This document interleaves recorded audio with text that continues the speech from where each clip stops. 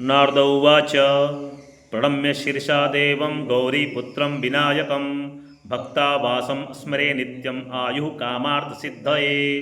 प्रथमं वक्रतुण्डं च एकदन्तं द्वितीयकं तृतीयं कृष्णपिङ्गाक्षं गजवक्त्रं चतुर्थकं लम्बोदरं पञ्चमं च षष्ठं विकटमेव च सप्तमं विघ्नराजं च धूम्रवर्णं तथाष्टमं नवमं भालचन्द्रं च दशमं तो विनायकम् एकादशं गणपतिं द्वादशं तु गजाननं द्वादशैतानि नामानि त्रिसन्ध्यं यः पठेन्नरः न च विघ्नभयं तस्य सर्वसिद्धिं करं परं। विद्यार्थी लभते विद्यां धनार्थी लभते धनं पुत्रार्थी लभते पुत्रान् मोक्षार्थी लभते गतिं।